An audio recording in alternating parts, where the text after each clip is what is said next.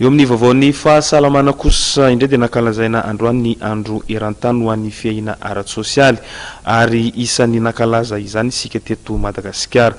Fantatra tamin'ity fankalazana ity fa ambany tany fiahina ara-pahasalamana ny piasa eo amin'ny sihatry ny tsy miankina. Ambany ny tany fiahina ara-pahasalamana ny piasa eo anivon'ny sihatra tsy miankina eto Madagasikara. Eo amin'ny manodidina ny 7 isanjato izay izay.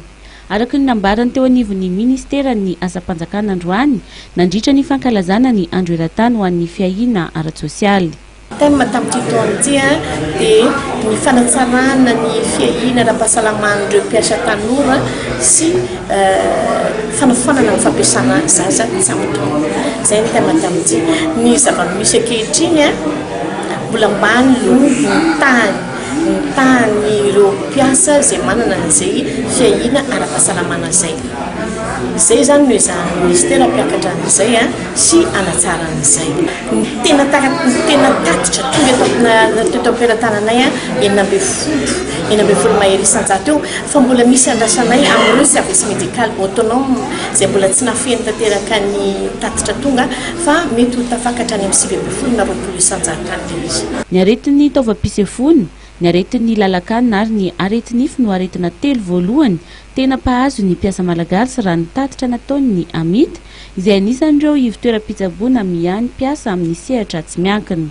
Ao amin'ny amit moa zany ankoatran'ny hoe sehatra natao fiarovana amin'ny piasa dia misy ihany koa ny fitsaboana.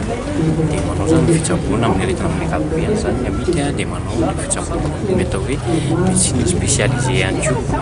Dia misy zany rapport alefa any amin'ny ministera rehefa jerevana nefa izy amin'ny ankapobeny dia mitovitovy amin'ny hita amin'ny sehatra nasionaly ihany ny aretina mpiseho. Zany hoe ny voalohany amin'izany ohatra dia ny aretin'ny fitaovam-pisefona, ny faharoa ny aretin'ny lalakanina, ny fahatelo ny aretin'ny ativava, ny fahaefatra dia ny aretina ndo sy ny aretsika resaka neurologie, ny fahadimy dia ny aretin'ny vamotaolana manakotraka ny vamotaolana. No marininy teo anivon'ny ministera ny asa-panjakana, ny fanavaozana ny raharaham-panjakana, ny asa ary ny lalàna sosialy fa ny mpiasa izay tratran'ny chômage teknika dia tokony mbola manana enim-bolana misitraka fiahina ara-tsosialy.